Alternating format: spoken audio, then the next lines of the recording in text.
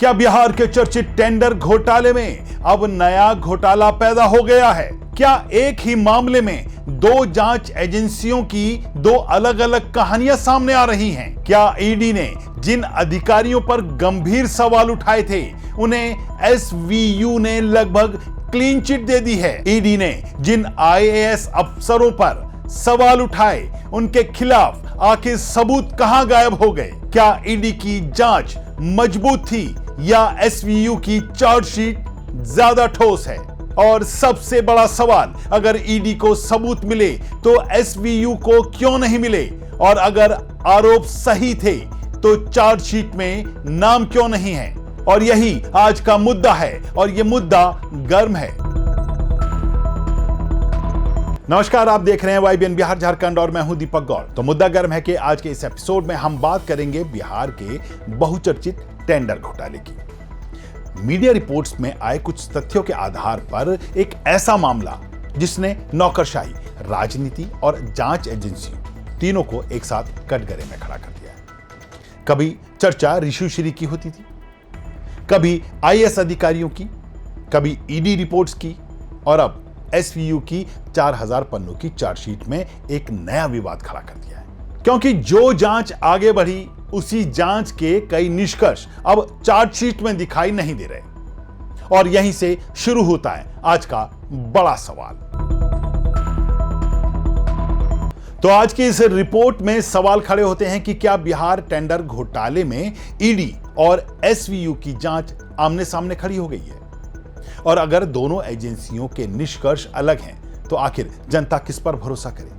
तो इस मुद्दे को लेकर मीडिया में प्रकाशित कुछ रिपोर्ट से खड़े हो रहे सवालों पर जाने से पहले पूरे मामले को समझ लेते हैं। आरोप है कि बिहार के चर्चित ठेकेदार ऋषिश्री सरकारी टेंडरों में कथित दलाली करता था, अपनी पसंदीदा कंपनी को काम दिलवाता था और बदले में मोटा कमीशन लेता था। जांच एजेंसियों का दावा है कि इस कमीशन का एक हिस्सा कुछ अधिकारियों को मैनेज करने में इस्तेमाल होता था, यानी टेंडर कमीशन और प्रभावशाली नेटवर्क।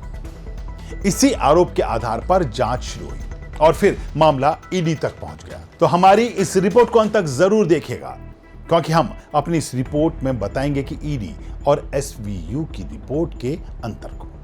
हम अपनी इस रिपोर्ट में आगे बढ़ें इससे पहले अगर आपने अभी तक हमारे चैनल को सब्सक्राइब नहीं किया तो अभी कर लें और बेल आइकन का बटन दबाना ना भूलें। तो चलिए लौटते हैं अपने मुद्दे पर। तो बता दें कि इस मामले को लेकर ईडी की शुरुआती जांच में कुछ बड़े अधिकारियों के नाम सामने आए। रिपोर्ट में दावा किया गया कि कथित तौर पर कुछ अधिकारियों को महंगे गिफ्ट, विदेश यात्राएं और अन्य लाभ पहुंचाए गए। कुछ डिजिटल साक्ष्यों का भी जिक्र किया गया।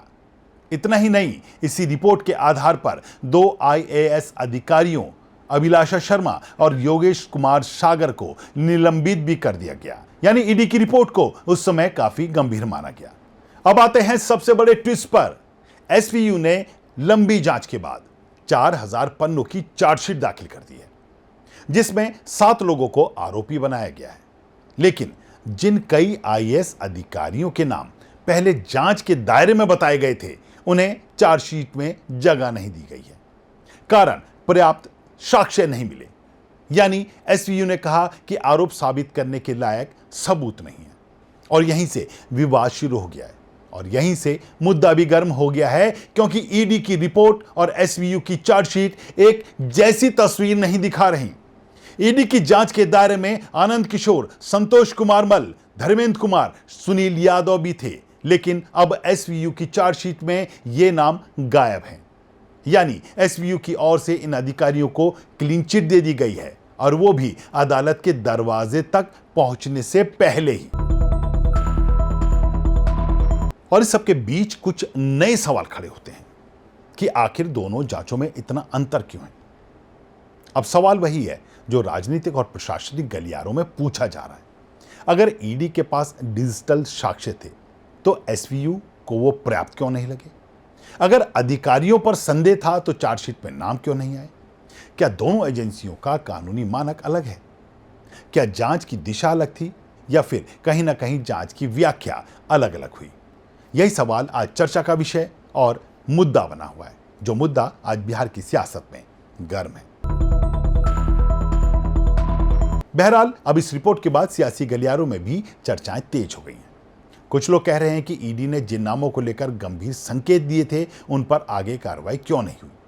तो दूसरी तरफ कुछ लोग कह रहे हैं कि चार्जशीट अदालत में टिकने वाले साक्ष्यों के आधार पर बनती है, सिर्फ संदेह के आधार पर नहीं। यानी एक पक्ष सवाल पूछ रहा है तो दूसरा पक्ष कानूनी प्रक्रिया की बात कर रहा है, लेकिन सवाल फिर भी खत्म नहीं हो रहे।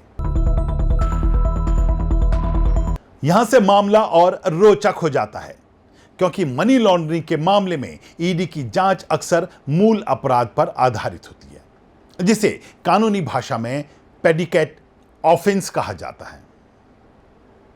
अब अगर एसवीयू की चार्जशीट में कुछ अधिकारियों के खिलाफ पर्याप्त साक्ष्य नहीं मिले तो क्या ईडी अपनी जांच उसी दिशा में जारी रख पाएगी? क्या ईडी के पास स्वतंत्र साक्ष्य हैं या फिर उसे अपनी रणनीति बदलनी होगी? यह ऐसा सवाल है जिसका जवाब आने वाले दिनों में ही मिलेगा। अगर पूरी तस्वीर को देखें तो तीन बातें साफ दिखाई देती हैं। पहली, टेंडर घोटाले का मामला खत्म नहीं हुआ है। दूसरा, ईडी और एसवीयू के निष्कर्षों में अंतर ने नए सवाल खड़े कर दिए। और तीसरा, अब अदालत और आगे की जांच दोनों की भूमिका बेहद महत्वपूर्ण हो गई है, क्योंकि जनता जानना चाहती है कि आखिर सच क्या है। क्या आरोप ज्यादा बड़े थे या सबूत कमजोर निकले? आप बताइए, अगर एक एजेंसी गंभीर आरोप लगाए और दूसरी एजेंसी पर्याप्त सबूत न मिलने की बात कहे तो जनता किस पर भरोसा करे? क्या यह जांच एजेंसियों के बीच दृष्टिकोण का अंतर है या फिर कहानी में अभी बहुत कुछ सामने आना बाकी है? इस मुद्दे पर अपनी राय कमेंट करके हमें जरूर बताएं।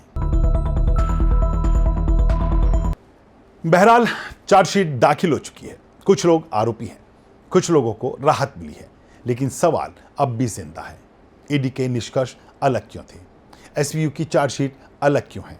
और आखिर इस पूरे मामले का अंतिम सच क्या है? क्योंकि जब एक ही कहानी के दो संस्करण सामने आए तो बहस होना तय है, उसका मुद्दा बनना तय है। और बिहार की राजनीति, नौकरशाही और जांच एजेंसियों के बीच यही बहस आज सबसे ज्यादा गर्म है, और इसलिए यह मुद्दा भी गर्म है। बहरहाल आज की इस रिपोर्ट में इतना ही। अगर आपको हमारी ये रिपोर्ट पसंद आई हो तो इसे लाइक कीजिए, इसे शेयर कीजिए और हमारे चैनल को सब्सक्राइब करना ना भूलें। आज की इस रिपोर्ट में इतना ही। फिर मिलेंगे एक नए मुद्दे को लेकर। तब तक के लिए दीजिए इजाजत। नमस्कार।